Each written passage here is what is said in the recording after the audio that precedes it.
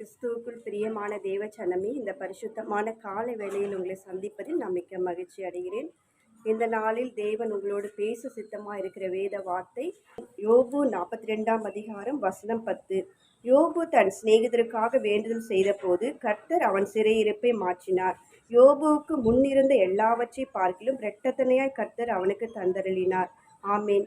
கிறிஸ்துவுக்குள் பிரியமானவர்களே, நாம் இன்றைக்கு தேவன் நம்மோடு பேசுகிற வார்த்தை யோபனுடைய முன்னிலைமை காட்டிலும் அவனுடைய பின்னிலைமை எப்படி தேவன் ஆசீர்வதித்தாரோ அதே போல இந்த நாளில் இந்த நிகழ்ச்சியை பார்த்து கொண்டிருக்கிற உங்களுக்கும் கூட ஆண்டவர் உங்களுடைய முன்னிலைமை பார்க்கிலும் பின்னிலைமையை அதிகமாய் ஆசீர்வதிக்க அவர் வல்லமையுள்ள தேவனாய் இருந்தான். ஆம் பிரியமானவர்களே, யோபுவை பற்றி நன்றாய் அறிந்திருப்பீர்கள். யோபு தன் சிறையிருப்பிலிருந்து ஆண்டவர் அவனை விடுவித்தார் என்று வேதம் சொல்லுகிறது. எப்படி அவன் தன்னுடைய சிறையிருப்பிலிருந்து அவனை விடுவித்தார் என்று பார்க்கும்போது யோபு தன் சிநேகிதருக்காக வேண்டுதல் செய்தான். ஆம் பிரியமானவர்களே, இந்த நாளில் கூட நீங்களும் கூட தன்னுடைய சிநேகிதருக்காக நீங்கள் ஜெபிக்கும் போது ஆண்டவர் உங்களுடைய சிறையிருப்பை மாற்ற வல்லமுள்ள தேவனாய் இருக்கிறார். சிறையிருப்பு என்றால் என்ன என்று நாம் பார்க்கும்போது கர்த்தரை விட்டு பின்வாங்கி பாவத்திற்கு அடிமையாகி பலவித சோதனைகளிலும் கண்ணிகளிலும் அகப்பட்டு இருக்கிறவர்களும் பலவிதமான பிசாசின் கட்டுகளிலும் உபத்திரவங்களில் சிக்கி கொண்டிருக்கிறவர்களையும் ஆண்டவர் அந்த சிறையிருப்பை மாற்றுகிற போது தான் அவர்களுக்கு முன்னிருந்த நிலைமையை காட்டிலும் அதிகமான ஆசீர்வாதங்களை பெற்றுக்கொள்ளும்படியான ஒரு தகுதி அவர்களுக்கு உண்டாகிறது. ஆம் பிரியமானவர்களே, நீங்கள் வீடு கட்ட வேண்டும் என்று முயற்சி பண்ணி கட்டி கொண்டிருப்பீர்கள். அது காலதாமதமாய் தடையாய் அந்த காரியம் கைகூடி வராதபடி தடையை நின்று கொண்டிருக்கும். திருமண காரியத்தின் நிமித்தமாய் நீங்கள் எடுத்த முயற்சிகள் வீணாய் போய்விடும். அந்த காரியம் கைகூடி வராமல் இருக்கும். வேலை ஸ்தலத்திற்கு செல்வீர்கள். வேலையில் சரியானபடி வருமானம் இருக்காது. வேலை ஸ்தலத்தில் பிரச்சனைகள் நிமித்தமாய் வேலையை விட்டு வந்த பிற்பாடு சரியான வேலை கிடைக்காதது நிமித்தமாய் தன்னுடைய குடும்பத்தில் அதிகப்படியான கஷ்டங்கள், வறுமைகள், பிரச்சனைகள் நடக்கும். இந்த விதமான சிறையிருப்பிலிருந்து ஆண்டவர் உங்களை விடுவிக்க வல்லமுள்ள தேவனாய் இருக்கிறார். இந்த காலகட்டத்தில் வாழ்ந்து கொண்டிருக்கிற நீங்களும் ஏதோ ஒரு சிறையிருப்பில் அகப்பட்டு கொண்டிருப்பீர்கள். ஆம் பிரியமானவர்களே, யோபு உத்தமனாய் இருந்தும் சன்மார்க்கனாய் இருந்தும் கர்த்தருக்கு பயந்து தீமையை விட்டு விலகுறவனுமாய் இருந்தும் கூட அவனுடைய வாழ்க்கையில இப்படிப்பட்ட ஒரு சிறையிருப்பு வந்ததற்கான காரணம் என்னவென்றால் அவன் தேவனை தூஷிக்க வேண்டும், தேவனை விட்டு பின்வாங்க வேண்டும் என்பது பிசாசின் வேலையா இருந்தது. ஆம் பிரியமானவர்களே, உங்களுக்கு கூட அப்படிப்பட்ட உபத்திரவத்தையும் அப்படிப்பட்டதான ஒரு போராட்டத்தை உங்களுடைய வாழ்க்கையில பிசாசானவன் கொண்டு வந்திருப்பார். ஆனால் இந்த நாளில் நீங்கள் ஒப்பு கொடுத்து ஜெபியுங்கள். உங்களுடைய சிநேகிதருக்காக ஜெபியுங்கள். யோபு போல நீங்கள் உங்களுடைய சிநேகிதருக்காக ஜெபியுங்கள். நமக்காக, நம் குடும்பத்திற்காக, நம் உறவினருக்காக ஜெபிப்பது நல்ல காரியம்தான். ஆனாலும் நம் சிநேகிதருக்காக, நம்மளுக்கு அறிமுகம் இல்லாதவர்களுக்காகவும் மற்ற ஜனத்திற்காகவும் நம்மளுடைய குடும்ப சம்பந்தம் இல்லாத நபர்களுக்காக நாம் ஜெபிக்கிற போது அந்த ஜெபம் இன்னும் அதிகமாய் நம்மளுடைய வாழ்க்கையில் ஆசீர்வாதங்களை கொண்டு வரும்.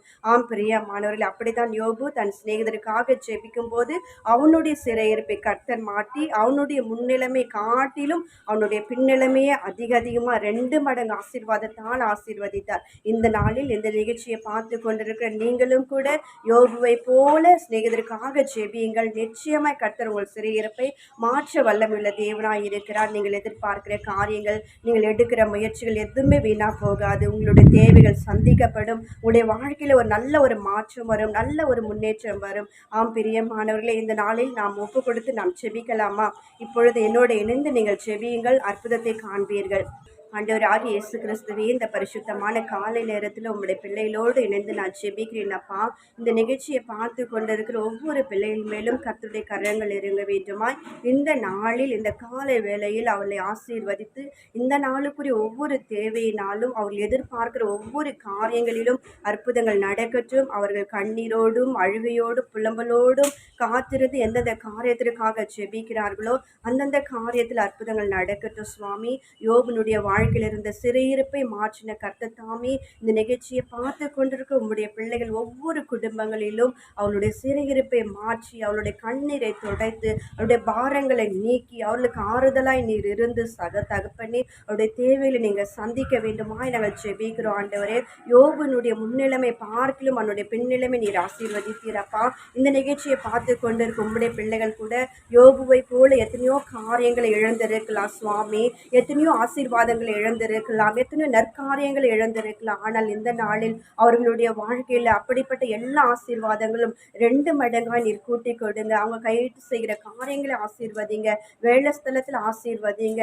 இன்னும் கூட எத்தனை பிள்ளைகள் சஞ்சலத்தோடு தவிப்போடு கூட இந்த நிகழ்ச்சியை பார்த்து கொண்டு இருக்கிறார்களோ, அவருடைய வாழ்க்கையில் இருக்கிற கண்ணீர் கவலை மாற்றி, அவருடைய சிறையிருப்பை மாற்றி, அவளை 2 மடங்கான ஒரு ஆசீர்வாதத்தால் நீங்கள் இடை கட்டுங்க அப்பா.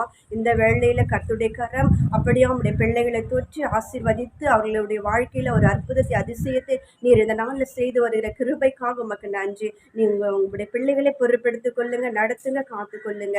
இயேசுவின் நாமத்தின் நல்ல பிதாவே, ஆமீன். ஆம் பிரியமானவர்கள், இந்த நாளில் உங்களுடைய சிறையிருப்பை மாற்றி உங்களுடைய வாழ்க்கையில 2 மடங்கான ஆசீர்வாதத்தை கர்த்தர் கட்டளையிடுவாராக. ஆமீன். God bless you.